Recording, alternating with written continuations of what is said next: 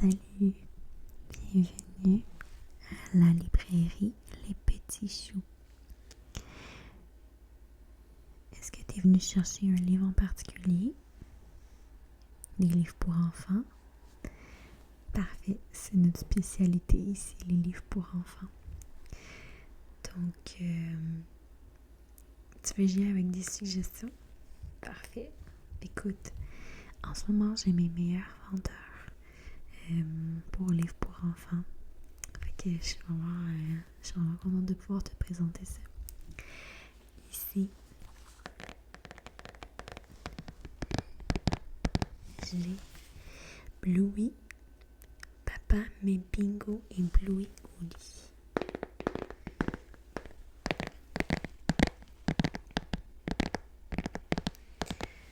Je vais te lire le synopsis. Il est très court. C'est un livre pour enfants. C'est au tour de Papa de coucher Bluey et Bingo. Tout se passera-t-il comme prévu?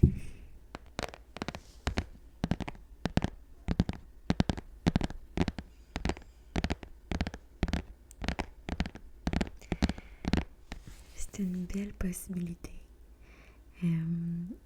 En fait, la collection de Bluey, c'est assez réaliste sur la réalité de parents. Donc, ça peut être un choix très intéressant où que le parent va aussi se reconnaître dans la réalité. Donc, ça peut être autant intéressant pour l'enfant que pour le parent. Ou pour votre cœur d'enfant, évidemment. Ensuite, on va y aller. Écoute, pour un classique là, depuis sûrement les 30 dernières années.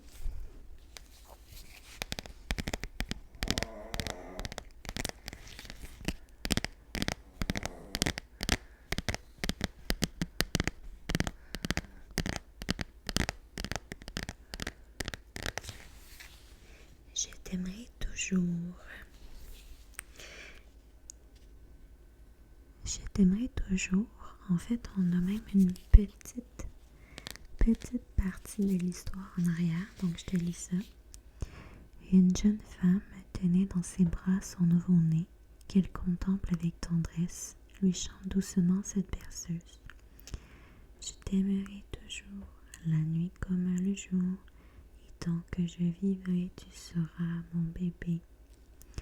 Voici l'histoire de ce petit garçon qui passe par les différentes étapes de l'enfance avant de devenir un homme. C'est aussi l'histoire de la persistance de l'amour parental à travers les changements apportés par le temps.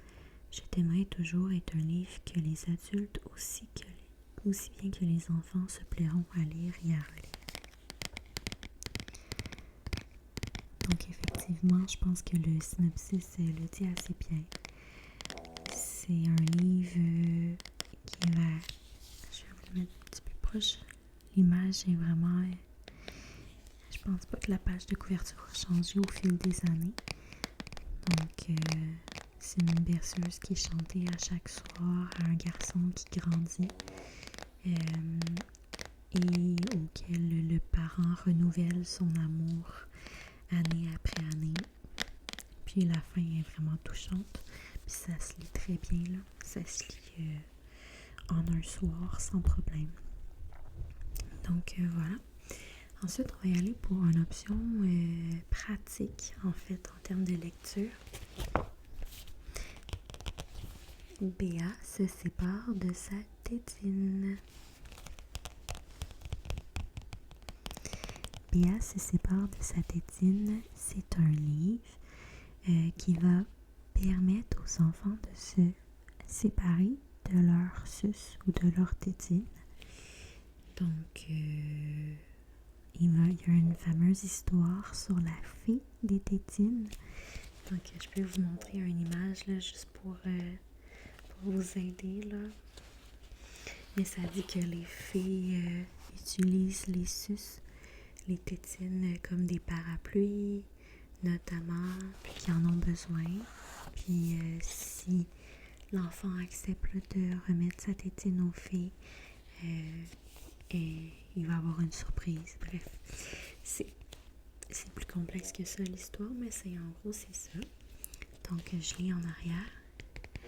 Béa refuse de se séparer de sa tétine. Alors un soir, sa maman lui parle de la fée des tétines. Si Béa met toutes ses tétines devant la porte de sa chambre, la fée des tétines viendra les chercher et lui offrira un joli cadeau en échange. Mais la fée des tétines arrivera-t-elle à convaincre Béa de se séparer de sa tétine pour de bon?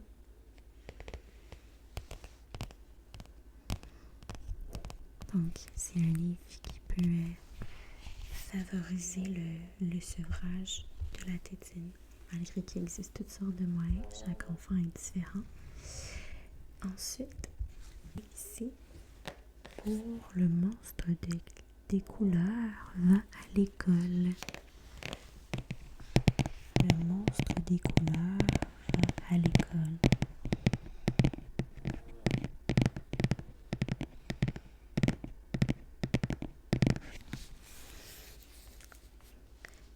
Effectivement, c'est un livre de préparation à la maternelle.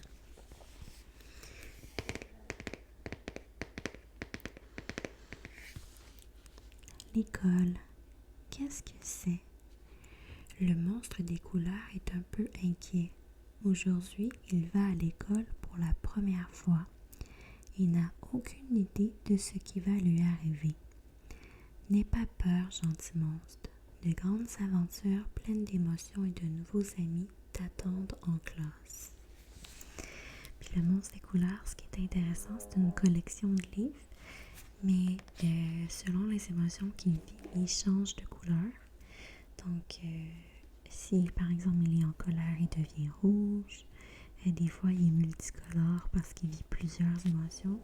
Donc, ça peut être intéressant, puis ça permet de... tout au long de l'histoire, on voit un petit peu la routine de la maternelle. En fait, ça dépend là, de quelle région vous venez. Là.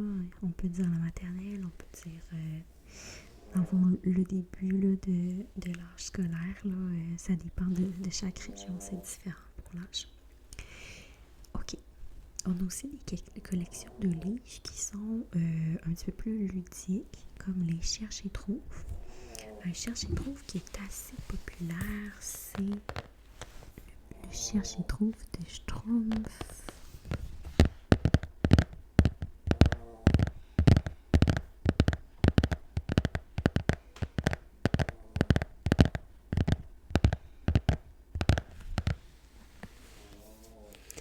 Le Cherche et Trouve de Schtroumpf, ce qui est intéressant, c'est que c'est le degré de difficulté quand même assez élevé que même pour l'adulte, ça peut être un petit défi.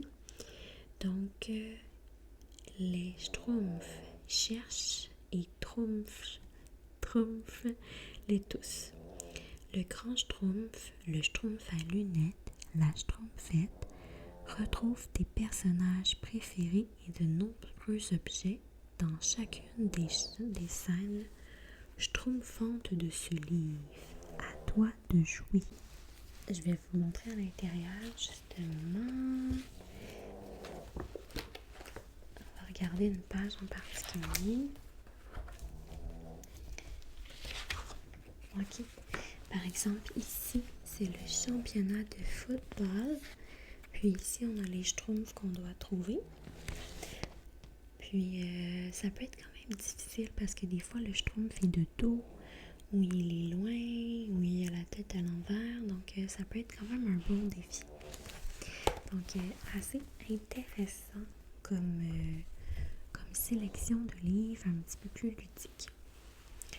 Ensuite, j'ai une autre suggestion pour vous qui est plus dans les livres aussi d'avant dodo, qui est un classique indétrônable.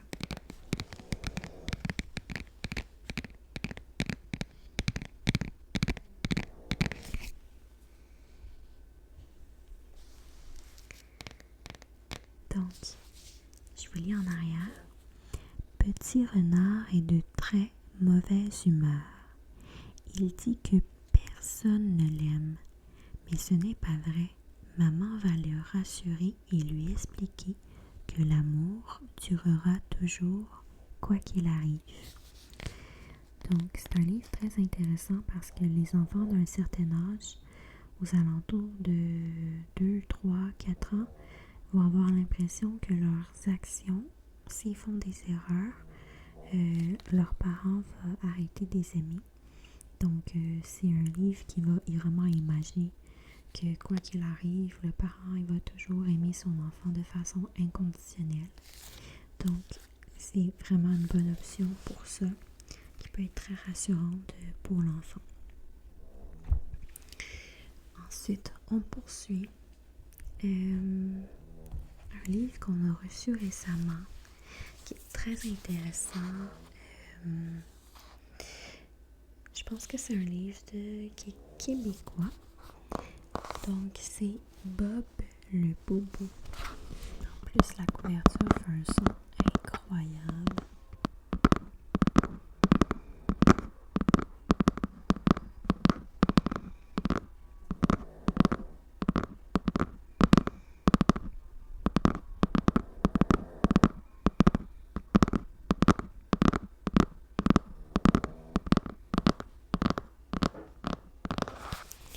Bob le Bobo.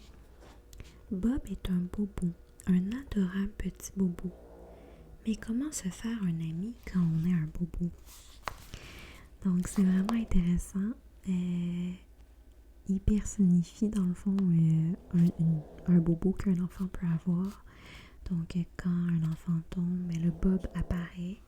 Puis, c'est assez intéressant parce que ça permet un peu de dédramatiser là, les petits bobos. Puis de voir quand on en prend soin, Bob il finit par s'en aller, puis il va trouver un autre ami. Donc c'est assez intéressant pour les enfants qui font des grosses crises quand ils ont une douleur, un bobo. Donc vraiment une belle option encore.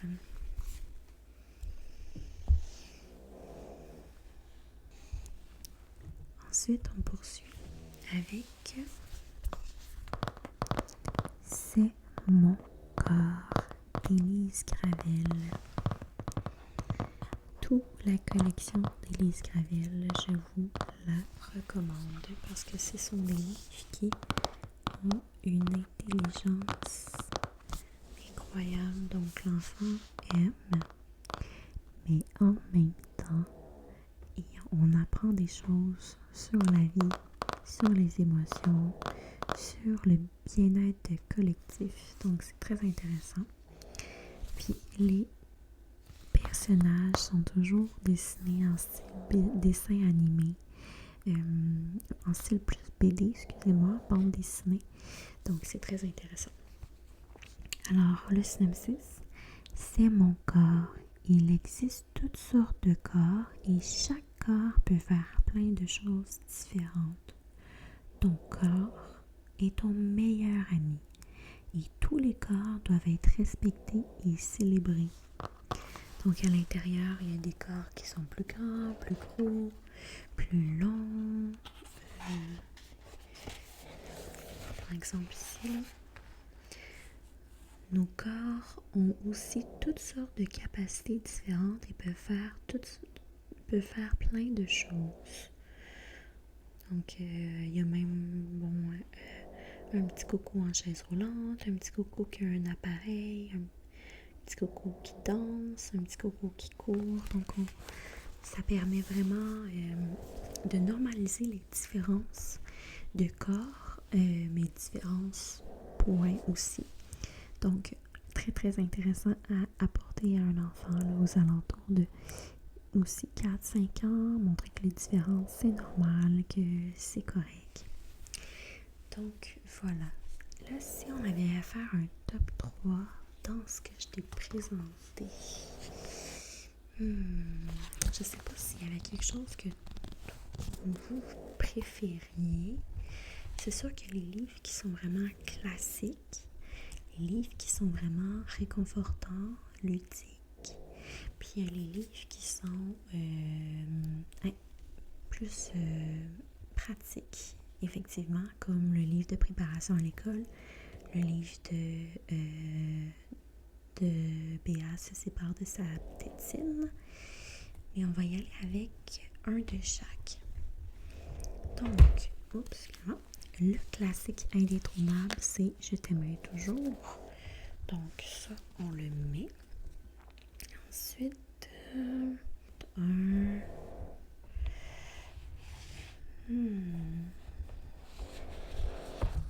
C'est mon corps, ça aussi, très important.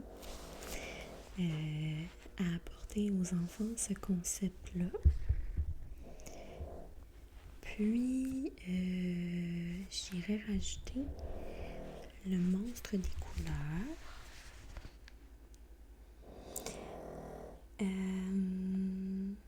Donc, ça serait ça. Mais en fait, toutes les options que je vais vous ai proposées, c'est vraiment des options, c'est des bons vendeurs. Puis, chaque option va être vraiment bien là pour l'enfant. Puis, il n'y a pas d'âge pour il n'y a pas d'âge pour lire des livres pour enfants. Là. Donc, même quand on est un adulte, on a le droit d'en lire. C'est comme les films. Donc, je t'invite à mettre en commentaire ou de me faire part de les livres pour enfants qui sont vraiment des lectures obligatoires ou que ça soit pratique, que ça soit réconfortant, ludique, comme on a dit. Les cherche-et-trouve, tu sais, un cherche-et-trouve qui a vraiment un petit niveau de difficulté que même l'adulte va être impliqué. C'est intéressant. Les livres qui maintenant apportent une certaine leçon pour l'enfant, une morale vraiment, pas juste histoire pour histoire, mais vraiment que ça apporte quelque chose à sa conscience sociale. Donc ça c'est intéressant aussi. Donc si jamais il y en a, faites-moi en part aussi, je vais pouvoir en ajouter dans ma librairie. Les librairies Les Petits Choux. Mais pour moi, mes sélections principales pour vous, là, c'est pas mal ce que j'ai fait aujourd'hui. Si je pense que il faut pas sous-estimer la lecture dès le plus jeune âge auprès des enfants. Plus qu'ils sont exposés à des mots, plus qu'ils sont susceptibles de s'y intéresser et d'apprendre plus facilement à l'âge scolaire.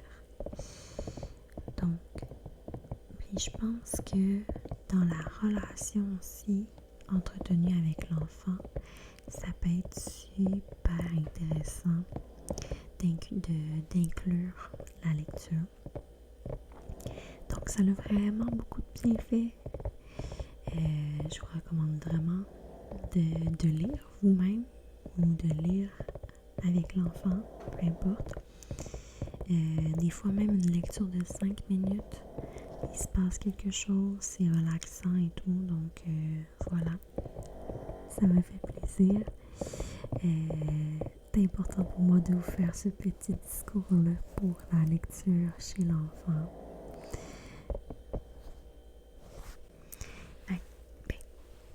Lesquels, oui, vous voulez tous les prendre? Mon Dieu, ok, bon ben, ça va me faire plaisir. Là. Ok, on passe à la caisse? Parfait.